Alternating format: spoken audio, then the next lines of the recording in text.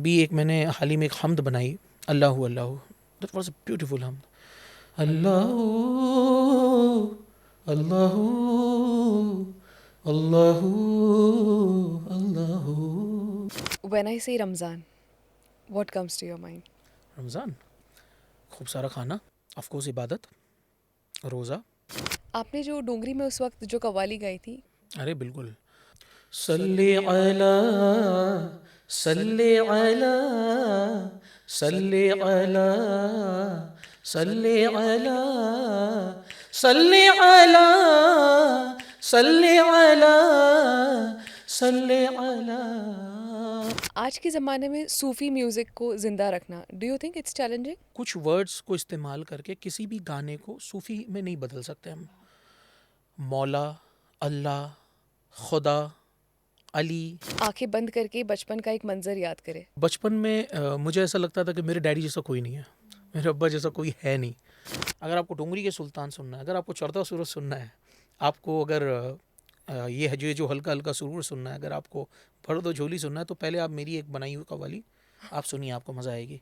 वो सुनते हैं, वो सुनेंगे, वो अप्रिशिएट भी करते हैं। नूर, प्रॉफिट मोहम्मद, सब्र, हज़रत अली, शुक्र, अल्लाह, आवाज़, मेरे वालिद, मौला। कादिर, जो हर शय पे कादिर हो।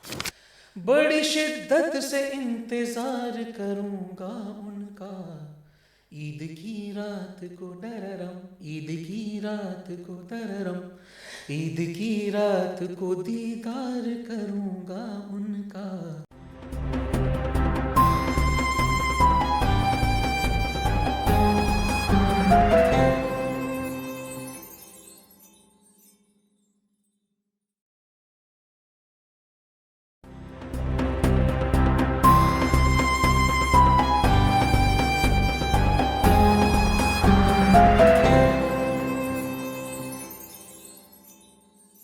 Welcome back to fragrance of Ramzan.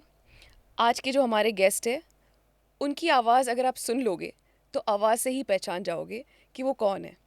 उनकी आवाज़ उनकी सबसे बड़ी पहचान है। He comes from a legacy, लेकिन उन्होंने एक अपनी पहचान बनाई है। Ladies and gentleman, please join me in welcoming Mujtaba Aziz Naza. अस्सलाम वालेकुम। वेलकम सलाम। Thank you so much for accepting our invitation and being on the show, and आपके स्टूडियो पर बुलाने के लिए, मेहमान नवाजी के लिए बहुत बहुत शुक्रिया। ये मेरे लिए एहसास है कि आप लोग आए और मुझे मौका दिया अपनी बात रखने के लिए, बहुत अच्छा लग रहा है मुझे।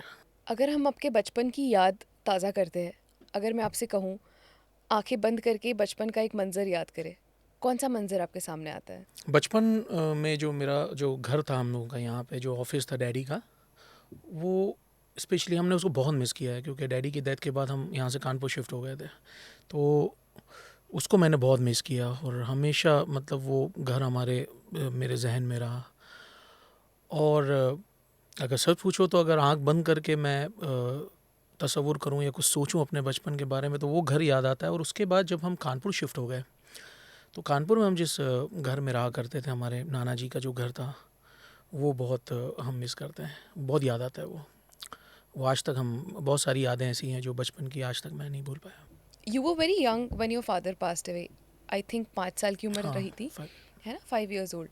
उस वक्त आपको कुछ समझ में आ रहा था कि आपके साथ क्या हो रहा है? I mean your father passed away, देखिए समाज का। 5 साल का एक बच्चा क्या समझ सकता है, बट अब बचपना था, मासूमियत थी, कुछ समझ में तो आ नहीं रहा था। बस ये समझ मैं ये देख रहा था कि मेरी माँ एक कोने में बैठ के रो रही है और गमगीन माहौल है, कैसा क्यों हो रहा है, मतलब मुझे समझ में नहीं आ रहा था। मुझे याद है मेरे स्टेप ब्रदर के साथ जब हम लोग मस्जिद में गए नमाज़ अदा करने के लिए, जुमा का दिन था वो, और बहुत बहुत भीड़ थी।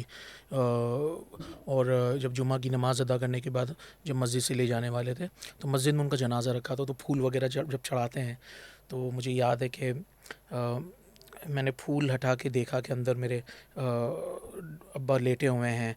तो वो क्यों लेटे हुए हैं, अब्बा सो रहे हैं अंदर। तो जो मेरे स्टेप ब्रदर थे उन्होंने मुझे रोका कि ऐसा मत करो।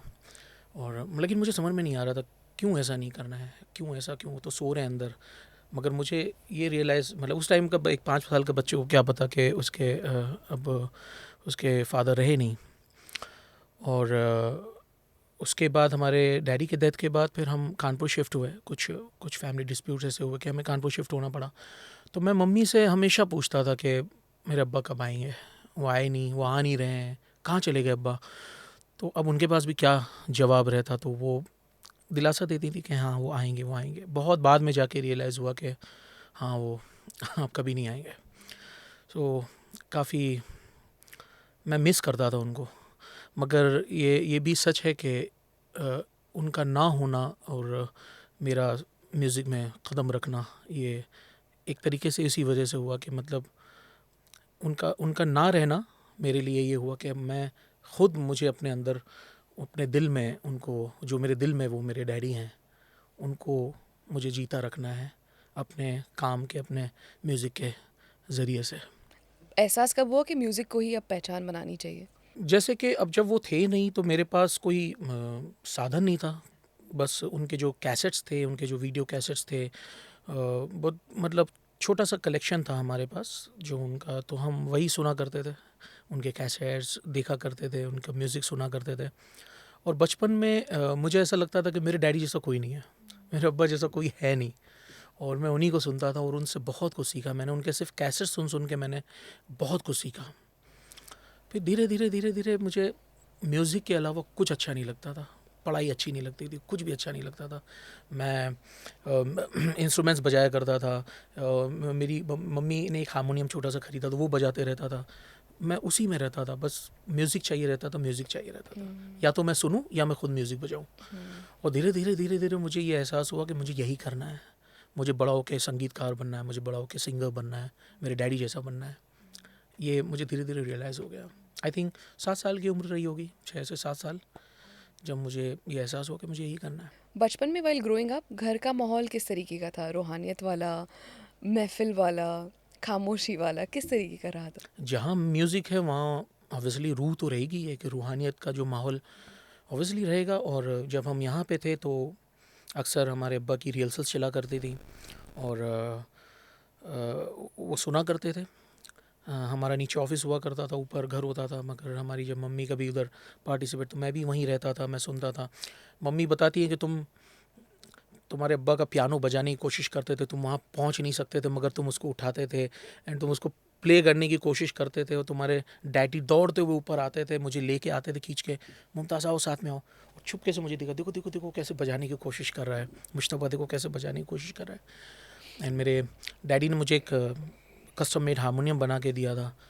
तो इससे मुझे मतलब ये भी एक एहसास हुआ कि शायद मेरे वालिद चाहते थे कि मैं बड़ा होके उनकी जगह लूँ। ऐसा मुझे, जो भी मम्मी ने मुझे बताया, जो भी ब्रीफ़ किया उनके बारे में, तो मुझे ऐसा एहसास हुआ कि हाँ शायद मेरे वालिद भी चाहते थे कि मैं म्यूज़िक में करूँ। ये और बात है कि मेरी ख़ुद की मर्ज़ी थी कि मैं म्यूज़िक लाइन में हूँ। सो बचपन में पूरा वही माहौल था, म्यूज़िक का ही माहौल था। मैं डैडी की कंपोजिशंस गाया करता था, उनकी कव्वालियाँ गाया करता था, गुनगुनाता रहता था बचपन में। फिर सडनली डैडी के डेथ के बाद जब हम यहाँ कानपुर आए, तो कानपुर आने के बाद सारी चीज़ें जैसे थम गई। 1 साल 2 साल के लिए सारी चीज़ें थम गई। मेरी मॉम जो थी थोड़ा सा डिप्रेस थी, बहुत ज़्यादा। और उन्होंने इस डिप्रेशन से निकलने के लिए म्यूज़िक का सहारा लिया। वो म्यूज़िक सीखती थी। हमारे घर में एक उस्ताद आते थे, उस्ताद जी आते थे जो उनको सिखाते थे म्यूज़िक। तो इससे उनको माइंड को काफ़ी रिलीफ मिला। तो जब वो उनको सिखाते थे, मुझे आज भी याद है, राग भीम पलास उनको ज़्यादा उनको रियाज़ कराते थे। और एक उस वक्त उनको प्रैक्टिस कराते थे, जा रे अपने मंदिर वाजा, जा जा रे अपने मंदिर वाजा, जा रे अपने। ये मुझे आज भी देखिए याद है। उस वक्त मैं महज 5 साल 6 साल का था और वो आते थे और वो सिखाते, मैं उधर ही बैठ जाता था, सुनते रहता था क्या हो रहा है। वो सुर आज भी मेरे कानों में गूंजते हैं। तो ये एक माहौल था जिसने मुझे काफ़ी सपोर्ट किया। मतलब मुझे लगा ये तो कमाल है, ये तो जादू है जो एक बच्चे को खींच रहा है अपनी तरफ, आकर्षित कर रहा है। ये जादू मुझे अपने अंदर लेके आना किसी तरह से। आपको याद है पहली दफ़ा किसी ने कहा हो कि ये बच्चा सबसे अलग है, ये बच्चा थोड़ा अलग है? ऐसा बहुत सी दफ़ा हुआ। देखिए क्या होता है कि जब आपके पास जब कोई साधन नहीं हो, जब धीरे धीरे आप आगे बढ़ रहे होते हैं, जैसे तिनके का सहारा जिसको कहते हैं। मुझे याद है कानपुर में एक सूफ़ी सिंगर हुआ करते थे, Sakir Bardi. He was very famous singer अपने टाइम पे, उन्होंने काफ़ी नाम कमाया। और मेरी उम्र रही होगी आई थिंक 8 साल की, और 8 या 9 साल की उम्र रही होगी। और मैंने एक प्रोग्राम, मेरा फर्स्ट प्रोग्राम मेरी नानी ने लिया था, बुक किया था। और मुझे आज भी याद है, हमने 3,000 रुपये उस प्रोग्राम के लिए लिए थे। 3,000 रुपये, यू बिलीव। और तो वो मेरे मुकाबिल में थे, वो सकीर भारती साहब। एंड मुझे याद है मैं परफॉर्म कर रहा था, मेरे डैडी की कव्वाली ख्वाजा हिंदल वली हो निगाहे करम। और सडनली वो उठ के आए और उन्होंने मेरा हाथ लेकर अपने सर पे रख लिया। अच्छा, मुझे समझ में नहीं आया कि ये क्या हुआ और ये क्यों कर रहे हैं ऐसा। वैसा झुके बड़े उससे, और उन्होंने मेरा हाथ लेके अपने सर पे रख लिया। और फिर उन्होंने कुछ मुझे नजराना दिया और बहुत सारी दुआएं देके वो जाके अपनी जगह पे बैठ गए। जब उनकी बारी आई तो उन्होंने कहा कि ये बच्चे को मैंने सुना और मुझे ऐसा महसूस हुआ कि मैं अज़ीज़ भाई को सुन रहा हूँ, अज़ीज़ नाज़ा को सुन रहा हूँ। और ये जो हाथ ये बच्चे का मैंने अपने सर पे रखा, ये मैंने बच्चे का हाथ नहीं रखा, ये मैंने अज़ीज़ भाई का हाथ अपने सर पे रखा। तो मुझे बड़ा अच्छा लगा, मतलब मुझे याद है कि ये वो बोल रहे हैं और मैं ये सुन रहा हूँ। मगर मैंने कभी गुरूर घमंड नहीं किया। मुझे याद है मेरा पहला एल्बम, मैं जब 12 साल का था, और पहला एल्बम की सिटिंग हम कर रहे थे, हम जहाँ यहाँ इस वक्त बैठे हैं स्टूडियो में अंधेरी में, और यही पास में हमारी पहली सिटिंग हुई थी। जो गुलाम मोहम्मद म्यूज़िक कंपोज़र थे, जो पाकिस्तान के जो म्यूज़िक डायरेक्टर, उनके जो बच्चे थे, एक का नाम था इकबाल भाई एंड मसूद भाई। मसूद भाई इज़ नो मोर, इकबाल भाई अभी भी हैं। उन्होंने उसका म्यूज़िक किया था और उनके ही घर पे हमने उसका सिटिंग वगैरह हमने किया था। तो उनके जो बड़े भाई थे मुमताज़ साहब, जब मैं गा रहा था तो उन लोगों का रिएक्शन देख रहा था मैं, अच्छा ये गा रहा है। तो मुझे थोड़ा सा ऐसा लगा, तो वो मुमताज़ साहब बोले, बेटा इतना खुश मत हो, अभी बहुत मेहनत करना है तुमको। हाँ हाँ, मैंने कहा बिल्कुल बिल्कुल अंकल, बिल्कुल मेहनत करना है। और जब उसकी रिकॉर्डिंग के टाइम पे आई थिंक जो अमरोही साहब आए थे, ताजदार अमरोही, और मॉनिटर रूम में बैठे हुए हैं और मैं गा रहा था, डबिंग चालू थी। और वो गरीब नवाज़ का एल्बम था, फर्स्ट एल्बम, हर मस्त पुकारे या ख्वाजा, और उसका मैं टाइटल सॉन्ग गा रहा था। और जब मैंने तान लिया उसमें, एंड देन फिर उन्होंने मेरी नानी से पूछा, ये बच्चा कौन है? तो मेरी नानी ने बोला कि ये मेरा नाती है, और ये जो मशहूर कव्वाल थे अज़ीज़ नाज़ा, उनका बेटा है। बोले ये बच्चे में दम है, इसकी आवाज़ में कमाल का सोज़ है, और ये अगर मेहनत करेगा तो बहुत आगे जाएगा। और बाद में मेरी नानी ने मुझे बताया, मैं उनको जानता तो था नहीं, बट उन्होंने बताया कि बहुत ही उनके डैडी बहुत कमाल के प्रोड्यूसर हुआ करते थे, और वो ख़ुद भी बहुत बड़े प्रोड्यूसर और डायरेक्टर हैं। तो मुझे बड़ी खुशी हुई। तो ये ऐसे बहुत सारे कॉम्प्लीमेंट्स बचपन में मिला करते थे, आज भी मिलते हैं। मगर बचपन में मिलना एक मेरे लिए बहुत एक कमाल की बात हुआ करती थी। किस उम्र में समझ में आया ये सिर्फ आवाज़ नहीं है, ये एक जिम्मेदारी भी है? जब मेरी मम्मी, एक एक्सीडेंट हुआ था मेरी मम्मी का, वो गिर गई थी एक ऊंचाई से, आज से तकरीबन 24-25 साल पहले, कानपुर में ही। और उसकी वजह से मेरा स्कूल छूट गया, क्योंकि वो बेडरिडन हो गई और चलना फिरना उनका बंद हो गया। और मेरे नाना जी भी जो थे वो भी रिटायर्ड थे, तो सारा बर्डन बहुत सारा उन पे था। मेरी मम्मी भी अर्निंग करती थी, तो जब वही बेडरिडन हो गई, फिर अब मेरे नाना जी पे पूरा बोझ आ गया। उसके बाद फिर मुझे कमर कसनी पड़ी। तब तक तो रियाज़ था और घर में चल रहा था, गाना बजाना सीख रहे थे, सब कुछ कर रहे थे। कभी कुछ प्रोग्राम्स आते थे तो हम कर भी लेते थे, छोटे मोटे प्रोग्राम लोकल कुछ आता था तो कर लेते थे। उसके बाद फिर कमर कसनी पड़ी कि अब निकलना पड़ेगा, मैदान में आना पड़ेगा, अब वो बोझ अपने कंधों पे लेना पड़ेगा। तो मैंने नन्हे मुन्ने कंधों पर घर का बोझ महज 10 से 11 साल की उम्र रही होगी मैंने उठाया, और 12 साल की उम्र में फिर मेरा स्ट्रगल शुरू हो गया। जब हम मुंबई आए, ये 12 साल की उम्र थी मेरी। First album he I think आपने बताया ना, 12 साल की उम्र में फर्स्ट एल्बम है, मगर स्ट्रगल हमने थोड़ा पहले से शुरू कर दिया था।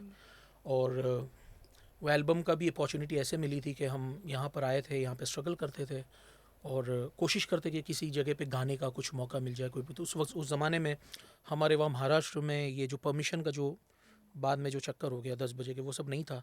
तो बहुत से प्रोग्राम्स हुआ करते थे, मतलब हर तरफ रौनक थी। मतलब वो मुंबई का वो मंज़र भी अलग था, कमाल का मंज़र था वो। हर जगह प्रोग्राम, कोई भी ऐसा इस्लामिक, कोई भी ऐसी, जैसे कि समझ लीजिए 11वीं शरीफ आई या छठी आ गई या कोई भी ऐसा ओकेशन आता था या बड़ी रात आई, जैसे नबी पाक सल्लल्लाहु अलैहि वसल्लम के कोई उनके विलादत का टाइम आ गया, तो जश्न होता था, हर जगह प्रोग्राम्स होते थे। तो हम देखते थे कि कहाँ मौका मिल जाए गाने का, अपनी आवाज़ सुनाने का मौका मिल जाए लोगों को। तो वो स्ट्रगल में कहीं हमारे जो रहमान शाह बाबा दरगाह है एक डोंगरी पे, वहाँ पे मैंने हाज़िरी दी थी। और वो हाज़िरी भी ऐसी थी कि कमाल की हाज़िरी थी, सब रो रहे थे। और एक 12 साल का बच्चा, मैंने अपने डैडी की कव्वाली गाई थी, सल्ले अला सल्ले अला अच्छा। सल्ले अला, यस। और वहाँ पे जो उनके चाहने वाले सब रो रहे थे। वहाँ पे बिल्डिंग से लोग नोट उड़ा रहे थे, टेरेस से लोग नोट फेंक रहे थे, बारिश हो रही थी पैसों की। सो और वहाँ पे जो प्रोड्यूसर थे हमारे, उन्होंने सुना। आपके फर्स्ट सॉन्ग के प्रोड्यूसर। हाँ, जो हमारे फर्स्ट एल्बम के जो प्रोड्यूसर थे, उन्होंने सुना। और उस वक्त हम अंधेरी में ही, यहाँ पे हमारी नानी जी की एक सहेली थी, उनके घर पे रुके हुए थे। और वहाँ पे फ़ोन आता है कि हम ये बच्चे का एल्बम करना चाहते हैं, हमने इनको सुना और हम ये बच्चे का एल्बम करना चाहते हैं। हमारे लिस्ट में बहुत सारे आर्टिस्ट हैं, मोहम्मद अजीज़ साहब हैं, अनुराधा पौडवाल हैं, बहुत सारे आर्टिस्ट हैं, मगर ये बच्चे का एल्बम हम पहला करना चाहते हैं, तो आप हमको अभी आके मिलिए। और वही रात ही बारिश का टाइम था और हमें दूसरे दिन निकलना था। और यहीं लोटस पेट्रोल पंप के पास वो आके बेचारे खड़े हुए थे, मोबाइल का टाइम तो था नहीं। उन्होंने कहा आप आ जाइए, मैं यहीं खड़ा मिलूँगा आपको। वो बेचारे खड़े हुए थे, वो पूरा रेनकोट वगैरह पहन के। हम लोग ऑटो से उतरे, फिर हमारे वो इकबाल मसूद साहब के घर पे गए सिटिंग। अब उन्होंने कहा कि देखिए, हम एल्बम करना है, हमको स्टार्ट करना है और हम 1-2 दिन में सिटिंग करेंगे एंड देन रिकॉर्डिंग शुरू कर देंगे। तो मेरी नानी बोली कि देखिए, हमारी कल की टिकट बनी हुई है और हमें तो कानपुर जाना है। अब मैं सोच रहा हूँ कि नानी ऐसा क्यों बोल रही हैं, मुझे तो रुकना है, मैं तो अभी रुक जाऊँगा, मुझे अभी होटल पे भी नहीं जाना है, घर पे भी नहीं जाना है, और मुझे यहीं रुकना है। और नानी बोल रही हैं कि नहीं, हमें तो जाना पड़ेगा। हाँ, लेकिन हम वापस आ जाएंगे, आपका जैसा भी शेड्यूल रहा उस हिसाब से। तो उस तरीके से एक सिलसिला शुरू हुआ। खैर हम गए वापस, उन्होंने फिर हमें टिकट्स बेच के वापस बुलवाया, फिर वैसा सिलसिला शुरू हुआ। तो ये एक मतलब एक जर्नी रही है। और फिर एहसास हुआ कि नहीं, अपने कंधों पर जिम्मेदारी उठानी है और अब मेरी माँ को भी मुझे उनकी जगह दिलानी है। सो तब एहसास हुआ कि ये जो आवाज़ ऊपर वाले ने दी है, ये सिर्फ आवाज़ ही नहीं है। आपने जो डोंगरी में उस वक्त जो कव्वाली गाई थी, क्या उसके 2 लफ्ज़? अरे बिल्कुल, वो मेरी पर्सनली बहुत फेवरेट, और बहुत सारे लोग उस कव्वाली को बहुत पसंद करते हैं। सल्ले अला सल्ले अला सल्ले अला सल्ले अला सल्ले अला सल्ले अला सल्ले अला सल्ले अला सल्ले अला सल्ले अला सल्ले अला सल्ले अला। तख्लीक दीवाने सहर, किरदार मेरा जे नजर, पैगाम मुहैया लस्सला सल्ले अला सल्ले अला सल्ले अला सल्ले अला। माशाल्लाह, माशाल्लाह। तो एक बहुत ये कमाल की कव्वाली थी डैडी की। ये 1988 में डैडी का ये एल्बम आया था, सल्ले अला। और इसमें ख़ास बात ये थी कि डैडी ने इसमें किसी तरह का कोरस इस्तेमाल नहीं किया था। इसमें डैडी ने हर लाइन को ख़ुद ही रिपीटेशन किया था। उस टाइम पे टेक्नोलॉजी इतनी नहीं थी, और डैडी ने हर लाइन को 32 बार उस ज़माने में गाया था। Very high pitch, this F sharp, I think F या एफ शार्प का सॉन्ग है ये, और बहुत कमाल का। और उस ज़माने का एक, उस ज़माने में उन्होंने एक थोड़ा सा अरेबिक टोन देने की कोशिश किया था उसको, एंड प्रोनाउंसिएशन में जैसे सल्ले अला। हाँ, तो कोई भी ऐसा सूफ़ी आर्टिस्ट ऐसा नहीं था कि जो जैसे अल्लाह हाँ। या सल्ले अला या अली, जिस तरीके से प्रोनाउंसिएशन हाँ, होना जो चाहिए हाँ, अरेबिक में, हाँ। तो उस तरीके से उनका प्रोनाउंसिएशन था। तो ये बचपन में बहुत सुनता था मैं, तो मुझे मौका मिला तो मैंने यही कव्वाली वहाँ पे गाई थी। Is this your favourite qawwali? Yes. जैसे कि आपने बताया, हर जगह पर लोग आपको आपके वालिद से कंपेयर कर रहे थे। जी। कभी उस चीज़ का बोझ महसूस हुआ कि you will have to live up to this expectation of people? ये एक्सपेक्टेशन बहुत भारी पड़ती थी और आज भी पड़ती है, क्योंकि अब बहुत सी दफ़ा जब जाते हैं इवेंट्स में तो लोग मिलते हैं और कहते हैं अक्सर कि हमने आपके डैडी को सुना है, देखते हैं आज आपको सुनते हैं। तो वो एक तरीके का वो रहता है कि देखते हैं तुम्हारे अंदर क्या है, तुम कितने पानी में हो। इनडायरेक्ट वे में ऐसे ही महसूस होता है और अच्छा लगता है। वो भी एक चैलेंज लगता है कि भाई चलो हम हमारा जो हुनर हम देखते हैं। मगर ऊपर वाली की मेहरबानी, अल्लाह की बहुत बहुत करम है अल्लाह का, कि जो प्रोग्राम सुनने के बाद जब वो अपना कॉम्प्लीमेंट देते हैं कि आपने अपने वालिद साहब की याद दिला दी, आपके वालिद को ही, कई बहुत सारे लोग तो उसके आगे भी भूल जाते हैं, तो बहुत अच्छा लगता है, उनका ढेर सारा प्यार मिलता है। आज के ज़माने में सूफ़ी म्यूज़िक को ज़िंदा रखना, do you think it's challenging? Sufi music actually जो सूफ़ी म्यूज़िक असल में जो है उसका फ्लेवर असली में लोग जानते नहीं हैं एक्चुअली। तो ये तो बहुत बात का सवाल है कि उसको मुश्किल है नहीं है, पहले पहले समझना चाहिए कि एक्चुअल में है क्या? सूफ़ी म्यूज़िक है क्या। जो खानका से जो सूफ़ी म्यूज़िक उठ के आया है, जो अमीर खुसरो से 750 साल, अराउंड 800 साल होने को हैं अभी, और वहाँ से जो चल के आया है, चलता हुआ आया है, फिर बच्चा कव्वालों का घराना धीरे धीरे आगे बढ़ा, उन्होंने उस चीज़ को जगह जगह फैलाया। फिर बुल्ले शाह हैं, सिर्फ अमीर खुसरो नहीं, बुल्ले शाह और जितने जो सूफिज़्म है, उन्होंने अपने अपने ज़रिए से, अपने अपने तरीके से, अपने अपने अल्फाजों के ज़रिए, किसी ने पंजाबी में, किसी ने पूर्वी भाषा में, किसी ने उर्दू में उस खुदा की इबादत की, किसी ने गा के की, किसी ने लिख के की। तो वो जो असल सूफिज़्म है, वो फ्लेवर कहीं कहीं मिलता है मगर बहुत सी जगह मिसिंग होता है। उसको लोग अलग अलग तरीके से पेश करते हैं। आजकल मैशअप शुरू हो गए हैं, 10 गानों का एक गाना बना के कुछ भी गा रहे हैं, कुछ भी आलाप ले रहे हैं, कहीं से भी शुरू हो जा रहे हैं। हम हमारे टाइम पे जब हम एक कव्वाली शुरू करते थे, और बहुत सारे लोग जो गाना बजाना समझते हैं और जो जानते हैं, उन्हें पता है कि हम जब कोई राग, क्योंकि हर हर सॉन्ग राग बेस्ड होता है, और ये बहुत ज़रूरी है कि राग, क्योंकि राग जो है दिलो दिमाग पे असर डालते हैं अगर सही तरीके से गाया जाए। तो जब हम शुरू करते हैं कोई राग, मिसाल के तौर पे अगर हम भैरवी गाते हैं या हम दरबारी गाते हैं, तो उसके आकार करते हैं, उसका एक माहौल बनाते हैं, उसका एटमॉस्फेयर। तो वो ऐसे ही नहीं है कि लोग अगर उसको समझते हैं अरे यार ये क्या टाइम पास कर रहा है, आ वो कर रहा है।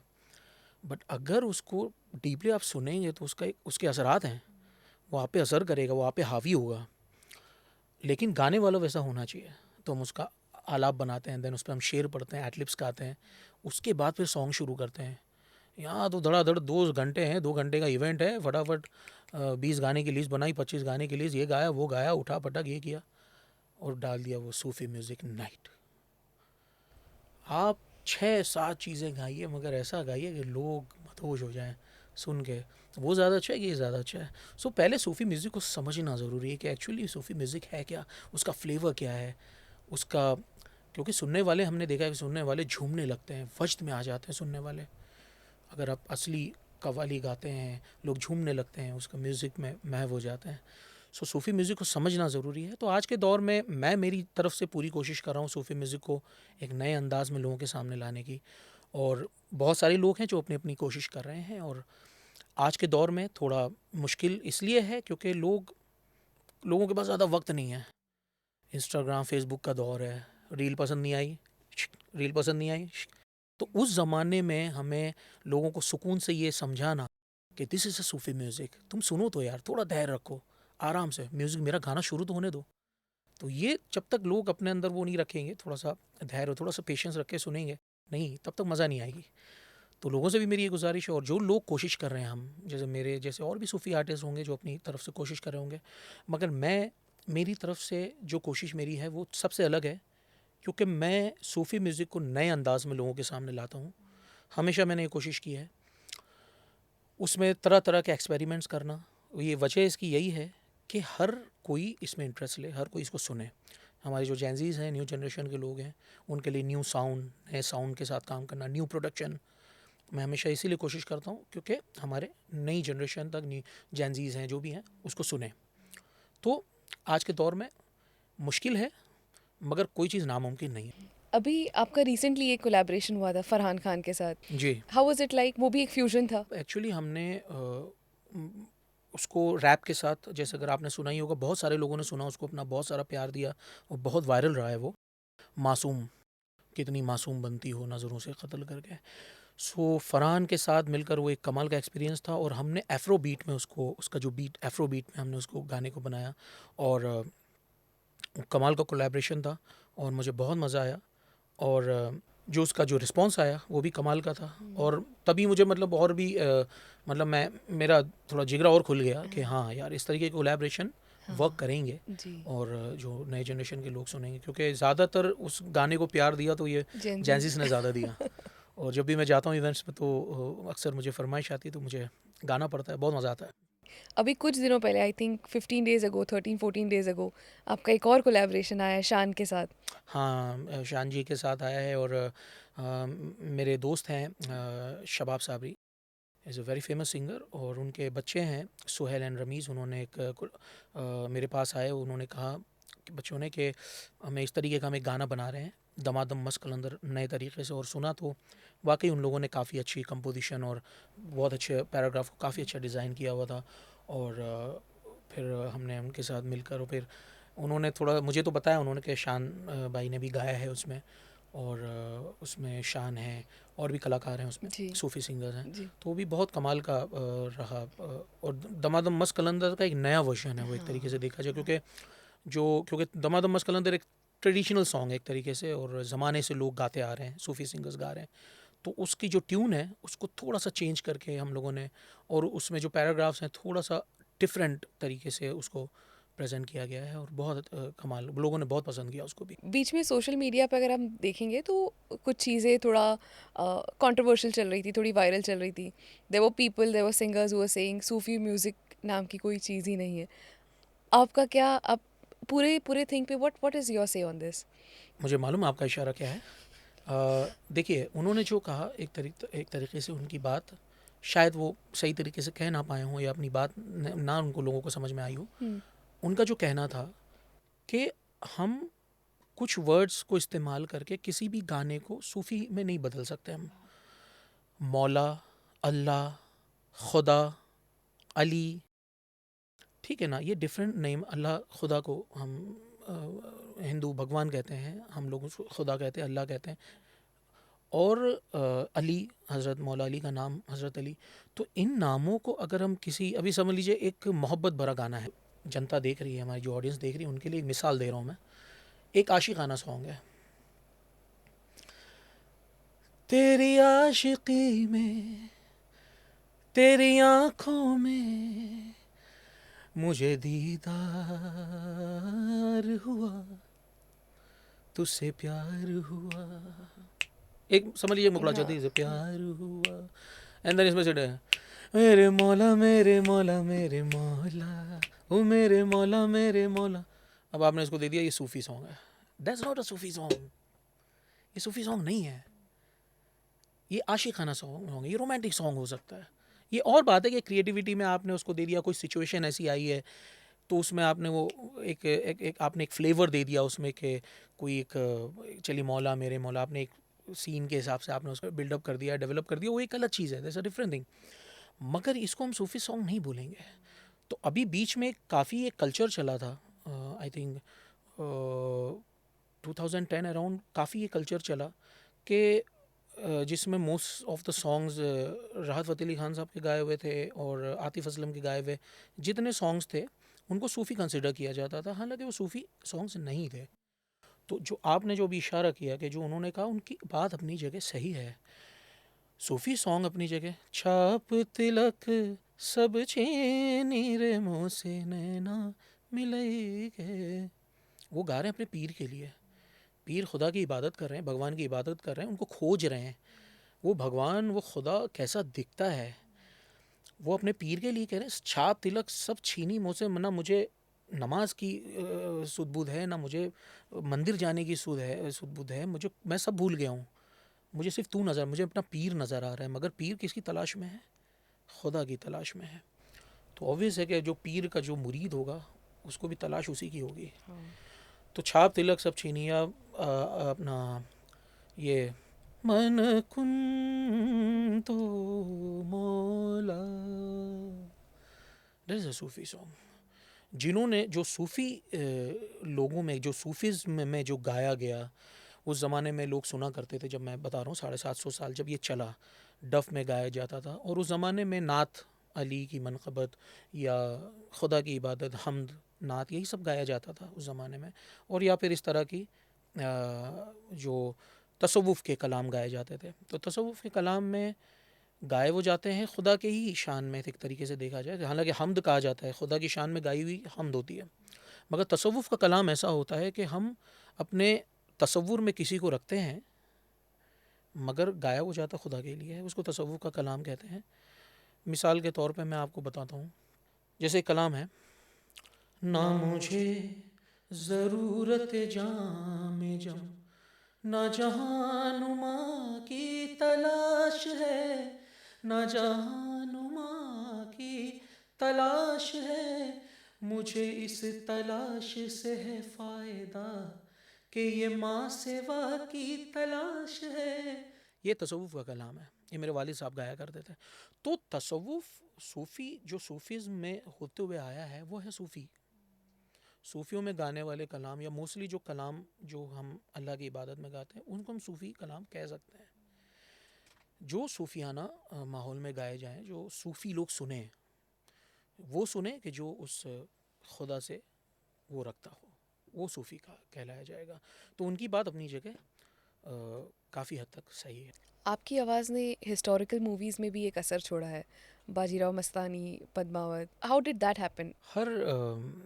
हर गाने के पीछे एक स्टोरी है। और अब जैसे कि हम बाजीराव मस्तानी की बात करें,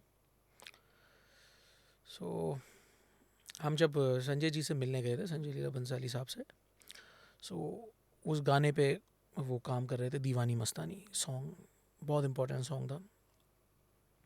और हम बैठे, उन्होंने कहा कि मुझे कुछ कव्वाली सुनाइए आप, या कुछ बताइए कि मुझे कुछ सूफियाना कुछ चाहिए। आपके डैडी की वो कव्वाली थी ना, वो कव्वाली, तो मैंने कहा कौन सी थी ना वो कव्वाली। अब मैं डैडी की कव्वालियाँ गा रहा हूँ,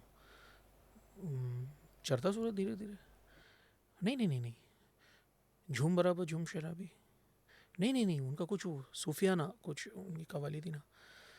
तो ये ऐसे करते करते मैंने कहा आप एक काम कीजिए, मुझे आप बता सकते हैं कि सॉन्ग क्या है। तो हम साथ में बैठे, तो वो श्रेयस पुरानिक भी थे, उनको असिस्ट कर रहे थे, वो ऑल्सो वेरी गुड कंपोजर। तो उन्होंने गिटार पे ट्यून गुनगुनाया, दीवानी मैं दीवानी मस्तानी हो गई, दीवानी मैं दीवानी दीवानी हो गई। तो बोले कि ये ट्यून है, ये मेरी ट्यून है, और आप इस चीज़ को जहन में रखिए कि वो लड़की जो है अपने, जिसको वो दिलो जान से चाहती है, बाजीराव, उसके लिए वो सब कुछ छोड़ के आई है और उसके ही वो ध्यान में मगन है।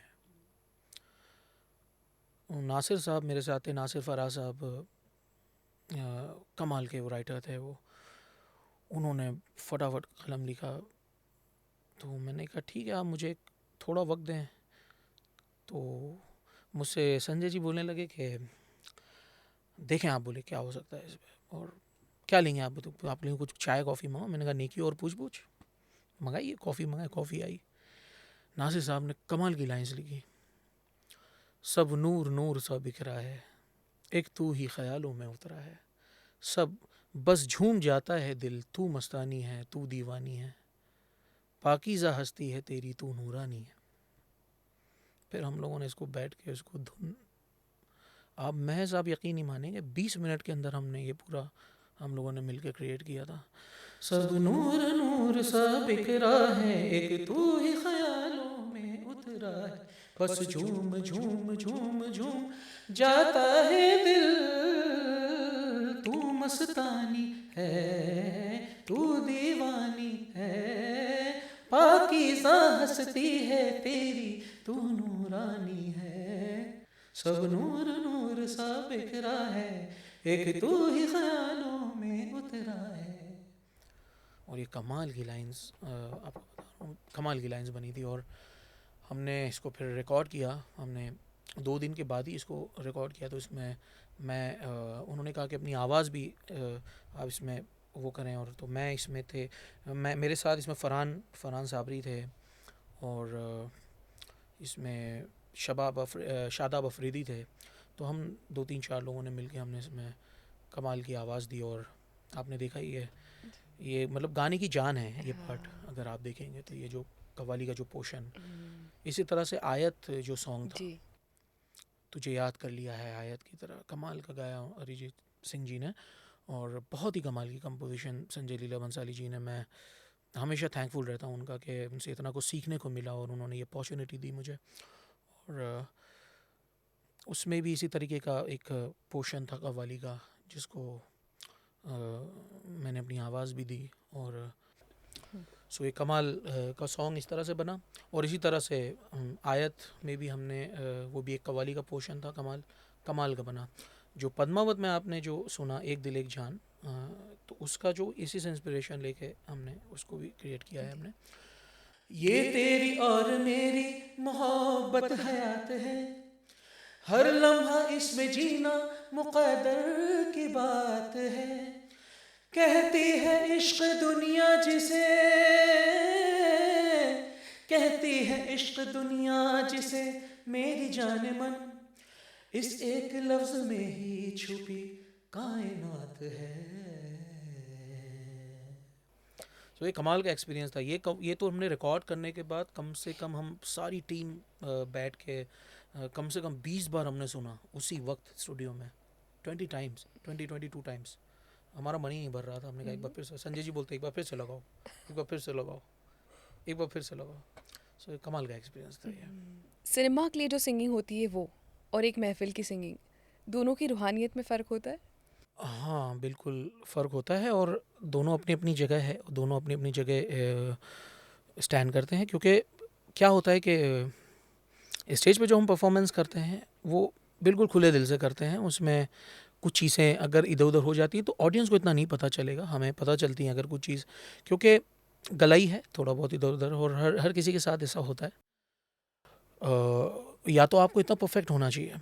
तो स्टेज पे जो माइक्स भी होते हैं, जो माइक्रोफोन्स होते हैं, वो अलग होते हैं। और टेक्निकली मैं अगर बताऊं तो स्टेज के माइक्रोफोन्स और जो स्टूडियो में हम जो करते हैं वो माइक्रोफोन्स में बहुत फ़र्क होता है। स्टूडियो का माइक्रोफोन होता है वो थोड़ा सेंसिटिव होता है, उसमें छोटी से छोटी खराश, छोटी से छोटी आपके जो अगर आवाज़ में कमी आ रही है, आवाज़ बैठी है, तो उसमें आपको सुनने में आएगा।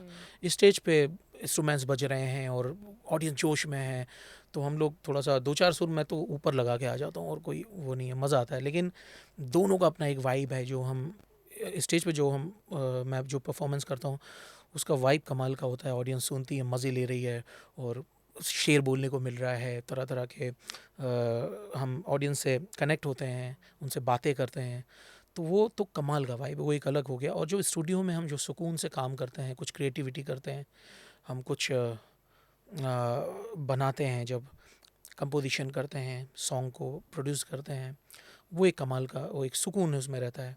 एक एक चीज़ को जैसे कि फूंक फूंक के कदम रखना जैसे हम बोलते हैं, उस तरीके से एक एक चीज़ को हम सजाते हैं। वो एक इसमें फैसिलिटी ये है कि इसमें हम जो भी हमारे जो ड्रॉबैक्स को हम सही कर सकते हैं, जो स्टेज पे नहीं किया जा सकता। स्टेज पे हमें लाइव परफॉर्मेंस चल रहा है, तो उसको अगर आपकी कुछ गलती हो गई तो हो गई, तीर निकल गया, वन टेक। सुर आपका गड़बड़ हो गया तो निकल गया उसको आप सही नहीं कर सकते। स्टूडियो में हम कर सकते हैं। तो ये जैसे कि कहते हैं जो, और रूहानियत तो दोनों ही तरफ है। यहाँ भी आप रूह से गाएंगे नहीं, जब तक आप दिल से गाएंगे नहीं तो मज़ा नहीं आएगा आपको। स्टेज पे भी जब मैं होता हूँ, लोगों ने ये बात मुझसे कही है, मैं अपने मुंह से नहीं कह रहा हूँ, लोगों की कही हुई बात मैं आपको बता रहा हूँ कि यार मुश्तबा भाई आप स्टेज पे कुछ और ही होते हैं, स्टेज पे आप जब बैठते हैं तो स्टेज पे आप कुछ और ही होते हैं। मैंने कहा ये तो आप लोगों की मोहब्बत है देखने का नज़रिया है, वैसे होता मैं ही हूँ, मगर यही है कि जब स्टेज पे बैठते हैं तो एक ये मैंने महसूस किया कि कुछ तो भी एक कमाल की पावर आ जाती है मेरे अंदर, जैसे वो अलग एक वाइब है। जितने भी बॉलीवुड में सॉन्ग्स आते हैं, सूफ़ी सॉन्ग्स, राइट, आपको क्या लगता है एग्जैक्ट सूफी अडेप्टेशन होता है या it's just a few bits and parts of the original Sufi music? Adaptation की तो बात हम ना करें तो बेहतर ही है वैसे। क्योंकि अभी आजकल तो सूफ़ी म्यूज़िक में यही चल रहा है। सूफ़ी म्यूज़िक में मुझे जो चीज़ थोड़ा ज़्यादा खटकती वो ये है कि हम अपनी क्रिएटिविटी लोगों के सामने नहीं पेश कर रहे हैं। आपके अंदर क्या है, आपका अपना क्या है, वो क्या है जो जो आपने बनाया है, आपकी क्रिएटिविटी खुद की क्या है। अभी देखिए मेरे डैडी ने कमाल की कवालियाँ बनाई हैं, लोग सुनना चाहते हैं, हम उन्हें सुनाते हैं, मगर उसके साथ साथ मैं अपनी भी कुछ क्रिएटिविटी लोगों के सामने पेश करता हूँ। अभी बहुत सारी कव्वालीज़ हैं जो मेरी वायरल हैं। डोंगरी के सुल्तान हैं, या जो गरीब नवाज़ के चाहने वाले हैं, ज़िक्र ख्वाजा जब लबों पर आ गया, मेरे दुश्मन को पसीना आ गया। देयर लॉट्स ऑफ कव्वालीज़ जो अभी हाल ही में इस साल में जो नैनन मा समाओ is a very beautiful qawwali of Gharib Nawaz, Khwaja गरीब नवाज़। सो बहुत सारी ऐसी कव्वालीज़ हैं मशहूर, जो जो मेरी कोशिश है, जो मेरी अपनी जो टूटी फूटी कोशिश मैं लोगों के सामने रखना है, और लोग उसको मोहब्बत देते हैं। तो जो भी सूफ़ी आर्टिस्ट हैं उनसे मेरा यही एक मेरी पर्सनली एक शिकायत ये रहती है कि आप अपनी क्रिएटिविटी कुछ लोगों को सुनाइए। हमारे वाली साहब ने तो बहुत कुछ किया, वो जो लेजेंड्स थे, नुसरत फ़तेह अली ख़ान साहब ने बहुत कुछ बनाया, जो भी उस ज़माने के जो आर्टिस्ट हैं, साबरी ब्रदर्स ने अपनी बहुत सारा उन्होंने जो बहुत कुछ बनाया, उन्होंने बहुत सारा कुछ है, मगर कब तक सुनेंगे हम। आप इंस्पायर होकर कुछ नया बनाइए। अभी एक मैंने हाल ही में एक हमद बनाई, अल्लाह अल्लाह, दैट वाज अ ब्यूटीफुल हमद। अल्लाह अल्लाह अल्लाह अल्लाह अल्लाह अल्लाह। तो मैं अपनी क्रिएशंस करते रहता हूँ। जब भी मेरा कोई इवेंट होता है तो मैं अपने अपने सॉन्ग्स भी उसमें रखता हूँ।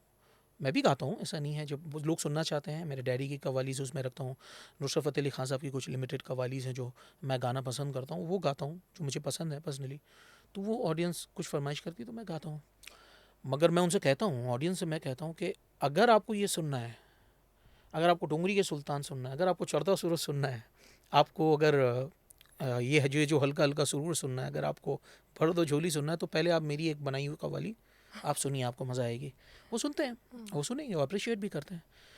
तो ये एक बहुत इम्पॉर्टेंट है कि हम कुछ अपना कुछ नया बनाएं, अब कुछ नया नई नई क्रिएटिविटी करें। जो हमारे लेजेंड्स ने जो किया है, जो जो सूफ़ी आर्टिस्ट रहे हैं, उनका तो मटेरियल है, वो हमेशा से सुन रहे हैं, लोग सुन चुके हैं। उन्हीं से इंस्पायर होकर हम कुछ नया बना सकते हैं, बहुत कुछ कर सकते हैं हम इसमें। ईद पे आपके फैंस के लिए कुछ है सरप्राइज आपकी तरफ से? अब आपने बात छेड़ दी तो फिर मैं बता ही देता हूँ कि मैंने एक बहुत ही खूबसूरत सा एक सॉन्ग बनाया है, जो कि एक वैसे मैंने सरप्राइज़ रखा था, लेकिन चलिए आप लोगों के आपके ही माध्यम से मैं हमारी ऑडियंस को बताऊंगा कि है एक सॉन्ग जो मैंने बनाया है। हालांकि मैंने इसको रिकॉर्ड नहीं किया था, और मैंने इसको पिछली ईद में मैंने इसका एक रील बनाया था। वो मैं उसकी 2 लाइन आपको ज़रूर सुनाता हूँ। बड़ी मुद्दत से इंतज़ार करूँगा उनका, बड़ी शिद्दत से इंतज़ार करूँगा उनका, बड़ी शिद्दत से इंतज़ार करूँगा उनका। ईद की रात को डररम, ईद की रात को डररम, ईद की रात को दीदार करूँगा उनका, ईद की रात को दीदार करूँगा उनका, ईद की रात को। ईद की चांद का क्या है दिखा दिखा न दिखा, ईद की चांद का क्या है, ईद के चांद का क्या है दिखा दिखा न दिखा, तुम ही नकाब उलट दो के ईद हो जाए, ईद की रात को दीदार करूँगा उनका। सो अभी ये मैं इस पर वर्क कर रहा हूँ, और 1-2 दिन में ही मैं इसको रिलीज़ करूँगा सारे प्लेटफॉर्म्स पे, और होपफुली इसका एक अगर हम वीडियो रेडी कर सके तो एक तोहफ़ा रहेगा मेरी तरफ से ईद का, मेरी तरफ से ईद ही रहेगी मेरी ऑडियंस को, मेरे फैंस को। फैंस के लिए जी। फैमिली का क्या रोल रहता है एक आर्टिस्ट की ज़िंदगी में? फैमिली सपोर्ट, फैमिली का अप्रिसिएशन, क्या क्या रोल रहता है इसका? मैं समझता हूँ कि फैमिली का बहुत इम्पोर्टेंट रोल रहता है और होना भी चाहिए। आई डोंट नो कि और भी जो आर्टिस्ट हैं उनका क्या है, बट मैं अपना पर्सनली बताऊंगा कि शुरू से ही मेरे बचपन से मेरी फैमिली का बड़ा सपोर्ट रहा है मुझे। जब मैं छोटा था तो मेरी नानी जी, मेरे मामा जी, मेरे नानी जी मेरे साथ जाया करते थे। मेरी नानी जी ने मुझे बहुत बचपन में बहुत सपोर्ट किया। उस ज़माने में मैं पढ़ाई करता नहीं था, तो मेरी मम्मी चिढ़ती थी, नाराज़ होती थी, गुस्सा होती थी। मेरे नाना जी भी गुस्सा होते थे, पढ़ाई करता नहीं है और हमेशा गाना बजाना, म्यूज़िक म्यूज़िक म्यूज़िक। तो मेरी नानी उस टाइम पे सपोर्ट करती थी कि ये म्यूज़िक में जिस तरह से लगा हुआ है, उसकी लगन देख के मुझे लगता है ये कुछ ये करेगा।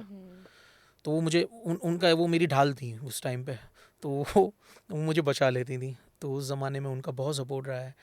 फिर बाद में मेरी मम्मी का भी बहुत मुझे सपोर्ट रहा है, मेरे नाना जी का भी बहुत सपोर्ट रहा है। मुझे याद है कि मैं ये शेयर करना चाहूँगा, ये बात निकली है तो हमारे उस ज़माने में घर पे एक जाकिर भाई आया करते थे। सो वो इस कव्वाली के आर्टिस्ट और इनके सारे जो अपडेट्स उनके पास रहती थी, तो वो आते थे। तो उन्होंने कहा कि एक प्रोग्राम होने वाला है, तो मैं चाहता हूँ कि मुश्तबा उसमें गाए। उस वक्त मेरी उम्र थी 8 साल की, और बोले मेरी नानी ने भेज दिया मुझे। और वो जहाँ गली में जहाँ प्रोग्राम होने वाला था, उस रोड पे सारे कारखाने थे जहाँ पे सिलाई की मशीन बनती थी। अच्छा। वो जितने वो जो प्रोग्राम रखने वाले, ऑर्गेनाइज करने वाले थे, वो सब उसी के मालिक थे। तो उन्होंने जो वहाँ आर्टिस्ट गाने वाले जो थे, एक फ़ीमेल थी, एक मेल सिंगर थे, और तो उनके लिए इनाम में जो दोनों में से जो अच्छा गाएगा, सुबह उनको एक सिलाई मशीन मिलेगी। हाँ, तो ये मुझे लेके पहुँच गए वहाँ पे, बोले ये अज़ीज़ नाज़ा का बेटा है ये, तो इनको एक दो चीज़ गाने का मौका। तो सब खुश हो गए, बोले बच्चे को बिल्कुल मौका दिया जाएगा। तो मैं बैठा, मैंने मेरे डैडी की 2 कव्वालियाँ गाई वहाँ पे। एक निगाहे करम गाया, एक डैडी की कव्वाली गाई मैंने, एक आई थिंक चढ़ता सूरज मैंने गाया वहाँ पे। गा के मैं उठा ना, तो वो जो ऑर्गेनाइजर्स थे उन्होंने वो मशीन मुझे गिफ्ट कर दी। वो मशीन जो उनके लिए रखी गई थी वो मुझे गिफ्ट कर दी। तो वो जब हम लोग वापस लौटे, तो बेचारे साइकिल में मुझे लेके गए थे, वो साइकिल चलाते थे। साइकिल पे उन्होंने पीछे वो रखा और मुझे आगे बैठा के जब हम लोग लौटे, और मेरे नाना जी ने जब देखा कि वो मशीन जीत के लाया, तो खुश हो गए, बहुत खुश हो गए। तब से उन्होंने भी मुझे सपोर्ट करना शुरू कर दिया। हाँ, बोले इसके अंदर लगन है। फिर मेरी मम्मी से मैंने सीखा है कंपोजिशन करना, शायरी समझना, शायरी के मायने। उन्होंने बड़ी मेहनत से मुझे सिखाया है, क्योंकि उम्र बहुत छोटी थी, उसकी गहराई को समझना मुश्किल था। तो वो मुझे मेरे डैडी से कनेक्ट करके उस शायरी को समझाने की कोशिश किया करती थी, तो उस तरीके से उन्होंने समझाया। मुझे धुन बनाना उन्होंने सिखाया। मैंने मेरी लाइफ की पहली धुन 7 साल की उम्र में बनाई थी। वो भी गज़ल थी कि दश्त में बामो दर की याद आई, किस मुसीबत में घर की याद आई। उस ज़माने में मुझे याद पता नहीं था कि मैं कौन से सुरों का इस्तेमाल कर रहा हूँ, लेकिन जब मैं बड़ा हुआ, जब मैंने धीरे धीरे सीखा, समझा, तो मुझे समझ में आया कि ये राग तोड़ी में मैंने इसकी धुन बनाई है। तो इस तरह से उन्होंने मुझे गाइड किया। तो फैमिली का एक सपोर्ट, और जब मैं और इस वक्त हाल फिलहाल में मेरी जो बेगम है, मेरी वाइफ़ हैं, उनका बहुत सपोर्ट है मुझे। मेरे छोटे भाई हैं, मेरी वाइफ़ के साथ साथ मेरे छोटे भाई मुनीर, नाज़ा, वो भी मेरे साथ स्टेज पे भी परफॉर्म करते हैं, और मेरे साथ स्टूडियो में भी हम लोग रहते हैं। मतलब कंधे से कंधा मिला के हम लोग आगे बढ़ रहे हैं। और मेरी वाइफ़ भी मेरा पूरा मैनेजमेंट वही संभालती हैं, नाज़िया। सो फैमिली का एक सपोर्ट होना, तो इनकी वजह से मैं टेंशन फ्री रहता हूँ। ये लोग मुझे हर तरह से सपोर्ट करते हैं, मेरी गलतियों को सुधारते हैं, मुझे बताते हैं कि तुमको ये करना चाहिए, तुम्हें ये नहीं करना चाहिए, और तुम ये कर रहे हो तो तुम गलत कर रहे हो, तुम ये कर रहे हो तो तुम सही कर रहे हो, तुम सही वे में जा रहे हो। तो ये हमारे एक आर्टिस्ट की लाइफ में अगर उसकी फैमिली उसको सपोर्ट करती है, तो एक प्लस पॉइंट है उसके लिए, जैसे मेरे लिए है, अल्हम्दुलिल्लाह। तो मेरी पूरी फैमिली है जो मुझे हमेशा सपोर्ट किया है, सो मैं बहुत थैंकफुल हूँ इसके लिए। अल्लाह का भी बहुत शुक्र अदा करता हूँ इसके लिए। स्पिरिचुअलिटी आपके लिए रूटीन है ये या constant awareness? How is it like?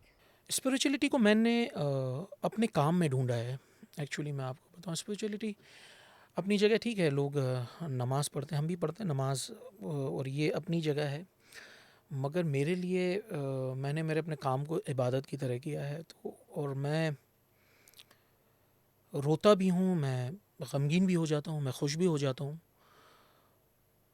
और ये जो मेरा काम है, मेरा जो म्यूज़िक है, जो मेरा प्रोफेशन भी है और जो मेरी हॉबी भी रही है, हॉबी भी रहा है, तो ये एक ऐसा काम है कि जिसने मुझे इससे बांध के रखा है। और इसी में मैंने अपने स्पिरिचुअलिटी को मैंने इसी में ढूंढा, इसी में मैं इन्हीं सुरों में मैं उस उसे ढूंढने की कोशिश करता हूँ। मैं रो भी देता हूँ कभी गाते गाते, मैं अकेले में बैठा होता हूँ, रो देता हूँ। बाकी जो एक रूटीन है वो तो है ही है। अब हम अभी रमज़ान का मौका है और मोहब्बत बांटने का मौका है, इसमें जो हम इबादतें करते हैं वो अपनी जगह है। आपके बाद आप मतलब you come from a legacy, right? आप क्या छोड़कर जाना चाहते आपके पीछे? मैं अपने पीछे वो यादगार काम छोड़कर जाना चाहता हूँ जिसको सुन के लोग मुझे याद रखें। आज तक लोग मेरे वालिद की वजह से मुझे याद रखते हैं, मगर मैंने एक ज़माने में ऐसा था कि मैं मेरे वालिद को ही फॉलो करता था, उन्हीं के जैसा कपड़े पहनना, उन्हीं की तरह गाना। बाद में मैंने अपना एक स्टाइल खुद मेंटेन किया। मैंने आज बहुत सी जगह ऐसा होता है कि मैं जो पहनता हूँ लोग उसकी कॉपी करते हैं। मैं ग्लासेस लगाता हूँ, हालांकि ये मेरे जो सिलेंड्रिकल इशू है इस वजह से मैं ग्लासेस लगाता हूँ। मुझे लेंसेज लगाना एक्चुअली पसंद नहीं है, इसलिए मैं ग्लासेस लगाता हूँ, मगर ये एक स्टाइल बन गया। लोगों ने इसको भी फॉलो करना शुरू किया, लोग स्टेज पे ग्लासेस लगाते हैं। तो जो जिस तरह से मैं अटायर पहनता हूँ लोग पहनने की कोशिश करते हैं। तो मैंने अपना अपने अपने को सजाना शुरू किया, अपने आप को संवारना शुरू किया, अपनी गलतियों को सुधारना शुरू किया। मैंने कहा मैं अगर कॉपी करता हूँ अज़ीज़ नाज़ा साहब की, तो अज़ीज़ नाज़ा साहब तो एक ही थे। जिस तरह से नुसरत फ़तेह अली ख़ान साहब एक हैं और पुराने जो आर्टिस्ट है एक, कोई भी अल्लाह ताला एक ही बनाता है। हम उनको कॉपी करने की बजाय अगर अपने आप पर मेहनत करें तो हम अपनी पहचान बनाएं ना। सही। तो मैंने डैडी को कॉपी, उनकी जो खूबी जो मेरे अंदर आई हैं कुदरती, वो तो है ही हैं, मगर मैंने अपने आप को बनाने की कोशिश की और आज मैं उसी पे कोशिश कर रहा हूँ, उसी पे मेहनत कर रहा हूँ सारी। तो लोग मुझे मुश्तबा अज़ीज़ नाज़ा के नाम से जानते हैं। अज़ीज़ नाज़ा एक्चुअली जोड़ने का मकसद ये था, मैंने कभी अपना नाम मुश्तबा नाज़ा नहीं रखा, अज़ीज़ नाज़ा रखने का, क्योंकि लोगों को पता चले, क्योंकि उनके इतने सारे शागिर्द थे, बहुत सारे नाज़ा नाज़ा लोगों ने उनके नाम को इस्तेमाल करना शुरू किया। लेकिन मुश्तबा अज़ीज़ नाज़ा तो मैंने कहा अल्हम्दुलिल्लाह एक ही है तो इसलिए उनके पूरे नाम को मैंने इस्तेमाल किया। तो कोशिश यही की मैंने कि मैं अपनी खुद की पहचान बना सकूं। और बस यही एक ख्वाहिश है कि कल को मैं जब ना रहूं तो मेरे काम को, मेरी मेहनत को लोग याद रखें कि मैंने क्या किया, और मेरे गानों को लोग सुन के हमेशा सुनते रहें। और बस यही कोशिश है।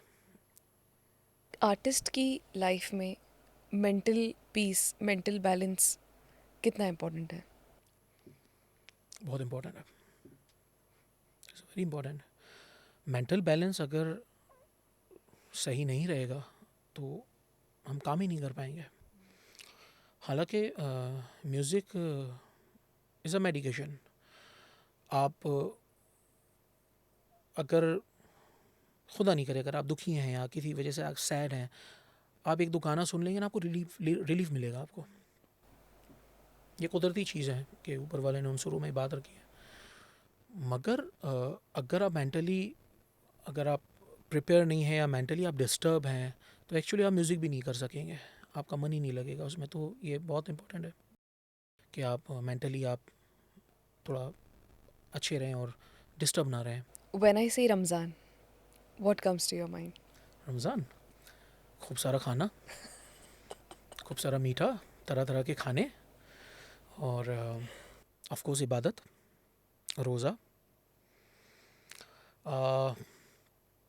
हालांकि अभी मैं अभी कुछ दिनों से शायद रोज़ा मैं नहीं रख पा रहा हूँ, बिकॉज़ मेरा थोड़ा सा कुछ मेडिकली कुछ इशू की वजह से। मगर यह है कि कमाल का ये एक महीना है जिसमें हम मोहब्बत बांटते हैं, इबादत करते हैं, अल्लाह से मांगते हैं, और जिसको देखकर लोग इंस्पिरेशन लेते हैं, लोग सीखते हैं किस तरह से लोगों की मदद की जाती है और की जानी चाहिए। खूब सारी मदद करते हैं एक दूसरे की, और बहुत सारी चीज़ें जो नहीं भी होती, जो कि होनी चाहिए, जो लोग किसी से अगर किसी से शिकवा है, गिला है, बरसों हमने किसी से बात नहीं की, मैं तो ये चाहता हूँ कि लोग उनसे भी उन्हें भी गले लगा लें कि यार चलो यार आजा मिल ले, चलो हम गिले शिकवे दूर करें। मैं तो ये भी चाहता हूँ कि लोग दुश्मनी भूल जाएं, बस मोहब्बत मोहब्बत, हर जगह मोहब्बत हो। तो ये महीना मोहब्बत का महीना है, इबादत का महीना है। सो रमज़ान खूबसूरत महीना है। बचपन का रमज़ान और आज का रमज़ान कुछ है डिफरेंस? हाँ, डिफरेंस है, बिल्कुल डिफरेंस है। बचपन के रमज़ान में ऐसा था कि जब हमारे डैडी हुआ करते थे तो उस टाइम तो मुझे इतना याद नहीं है, मगर मुझे याद है कि रमज़ान में सब घर पे इबादत का काफ़ी वो हुआ करता था। अज़ान होती थी तुरंत रिकॉर्ड या टेप टेप वगैरह अगर बजता तो उसको तुरंत बंद कर दिया जाता था। तो काफ़ी इस्लामिक माहौल था हमारे घर में भी। मगर जब धीरे बड़े हुए, जब मैं कानपुर से वापस मुंबई आया तो उस दौरान में जो छोटे भाई हैं मुनीर, ये काफ़ी वो रहते थे, ये मुझे गाइड करते थे, ये तुमको नमाज़ पढ़नी चाहिए। मैं इनके साथ ही जाता था तरावी पढ़ने के लिए और इनके साथ में ही वापस आता था। ये नहीं जाते तो मैं भी नहीं जाता था, ऐसा भी था। और यही इफ़्तार लेके आते थे तो इफ़्तार में बैठना। उस ज़माने में इतना थोड़ा फाइनेंशियल उतने स्ट्रॉन्ग नहीं थे, तो जितने पैसे हैं उसमें इफ़्तार आ जाए, लेकिन बरकत थी। ऑफ कोर्स जो रमज़ान का दस्तरखान है उसमें बरकत होनी है। और ये वाकई बात है कि हम, चाहे आपके पास जितनी भी इफ़्तारी हो और जितने लोग बैठे हैं, और ऊपर वाला अल्लाह ताला बरकत दे देता है उसमें। ये मैंने बचपन से देखी है चीज़ कि, और सब पेट भर के खा लेते हैं, सब बोलते हैं अल्हम्दुलिल्लाह, फिर भी बच जाता है। तो ये अल्लाह की बरकत है माशाल्लाह। और आज अल्लाह का करम है, हम जो मन है जो खा लेते हैं। सो बहुत सारा फ़र्क है, और मगर यह है कि उसकी जो बरकत है, उसका जो एक उसका एसेंस है, वो तो वैसे ही है। ईद ईद क्या है आपके लिए? ईद ईद मेरे लिए ढेर सारी खुशी है। ईद मेरे लिए ढेर सारा मोहब्बत फैलाने का बहाना है। ईद वो ओकेशन है कि जिसमें हमने अगर किसी से बरसों बात नहीं की है, तो वो ईद एक ऐसा दिन है जिसमें आप बोलें कि यार आज तो गले मिल ले, छोड़ दे यार सब भूल जा, आज गले मिल ले। तो ये ईद का ओकेशन, जैसे कि रमज़ान, वैसे ईद भी मोहब्बत का एक पैगाम पहुंचा। I will say a few words, मैं कुछ वर्ड्स बोलूँगी और आपको बताना है कि आपके जहन में क्या आता है। ओके। ईमान। सो ईमान, हाँ, आई थिंक मुश्तबा अजीज़ ना सर, अल्हम्दुलिल्लाह पुख्ता ईमान मेरा दिल से। सब्र। हज़रत अली, शुक्र। अल्लाह, इश्क। मेरी वाइफ, आवाज़। मेरे वालिद, कव्वाली। सूफिज़्म, महफिल। कव्वाली, रूह। सुकून, नूर। प्रॉफिट मोहम्मद, दुआ। कबूल, मौला। कादिर, जो हर शय पे कादिर हो, लेगेसी। मेरा अपना प्रोफेशन।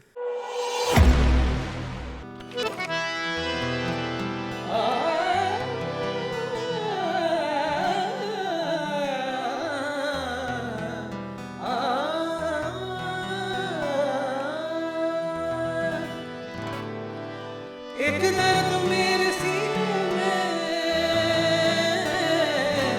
एक दर्द मेरे सीने में आबाद कर दिया, बर्बाद कर दिया हमें, बर्बाद कर दिया, बर्बाद कर दिया हमें, बर्बाद कर दिया, बर्बाद कर दिया हमें, बर्बाद कर दिया, बर्बाद कर दिया हमें, बर्बाद कर दिया, बर्बाद कर दिया हमें, बर्बाद कर दिया। एक दर्द मेरे सीने में आबाद कर दिया, बर्बाद कर दिया हमें, बर्बाद कर दिया, बर्बाद कर दिया हमें, बर्बाद कर दिया।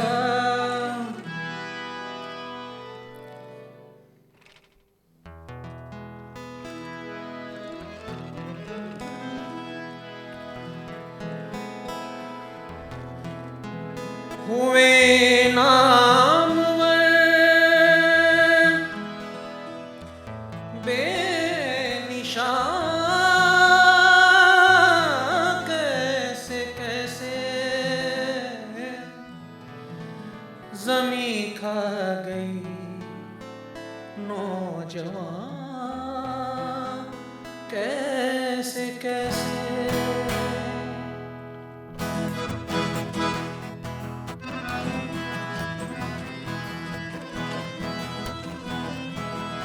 आज ही जवानी पर इतराने वाले कल पछताएगा, आज ही जवानी पर इतराने वाले कल पछताएगा। चढ़ता सूरज धीरे धीरे ढलता है ढल जाएगा, चढ़ता सूरज धीरे धीरे ढलता है ढल जाएगा, ढल जाएगा, ढल जाएगा, ढल जाएगा, ढल जाएगा।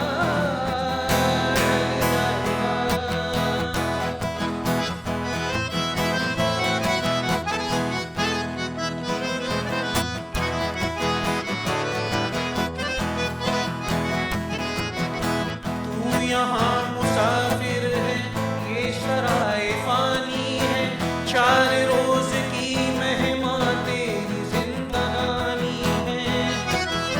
सन समीन सन सेवर कुछ न साथ जाएगा, खाली हाथ आया है खाली हाथ जाएगा।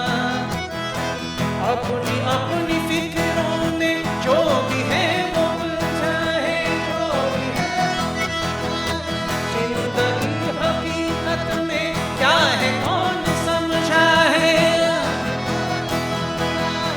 आज ही समझ ले,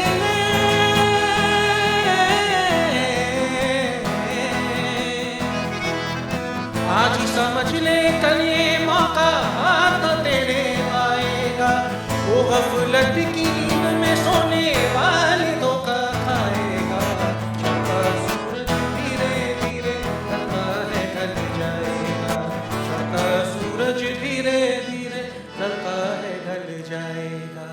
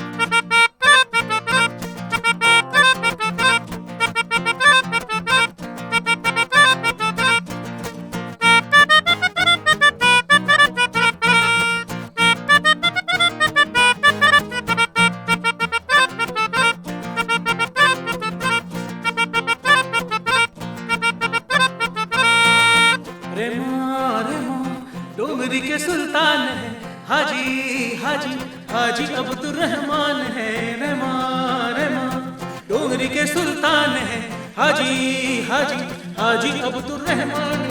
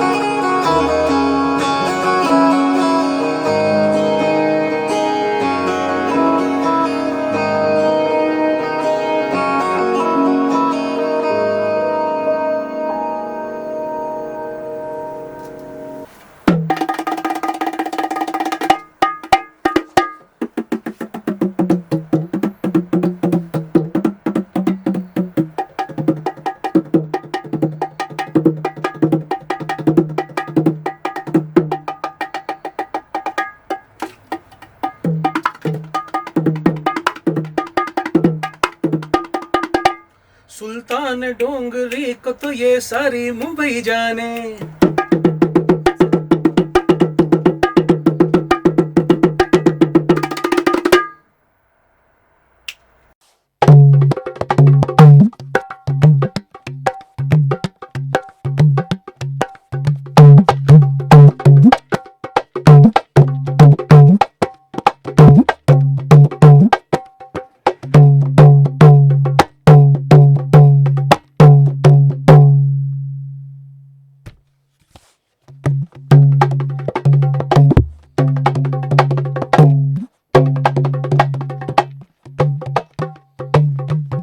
चढ़ा माया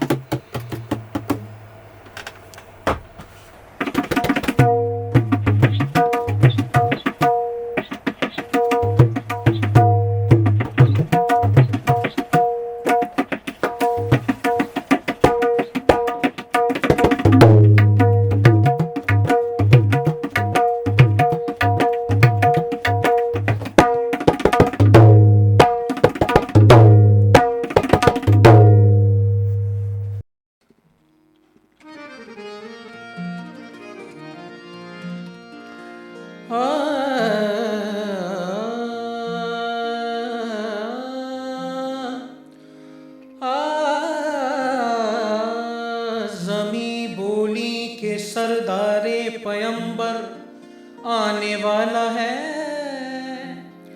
फलक बोला के हक का खास दिलबर आने वाला है। मलक बोले के रहमत का समंदर आने वाला है। कहा हूरों ने जग में बंदा परवर आने वाला है। सितारे आ चुके अब माह अनवर आने वाला है। अभी जिब्रील उतरे भी न थे काबे के मिंबर से कि इतने में सदा आई है अब्दुल्लाह के घर से। क्या के 12 रबीउल अव्वल के दिन हो, 12 रबीउल अव्वल के दिन रहमत बनकर छाए। मेरे सरकार आए, मेरे सरकार आए। आमद है अहमद की, आमद है अहमद की, आलम झूम झूम कर गाए। मेरे सरकार आए, मेरे सरकार आए, मेरे सरकार आए, मेरे सरकार आए।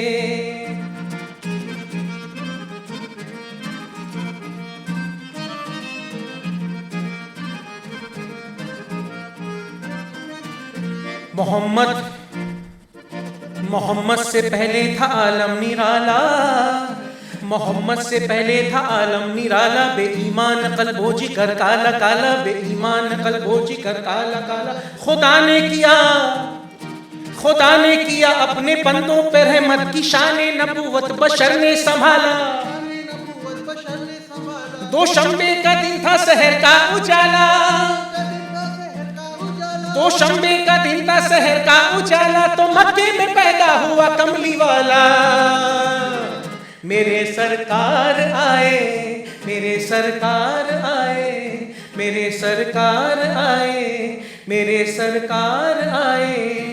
ये मुझसे पूछते क्या हो, कहाँ कहाँ है रसूल। जहाँ जहाँ है खुदाई वहाँ वहाँ है रसूल।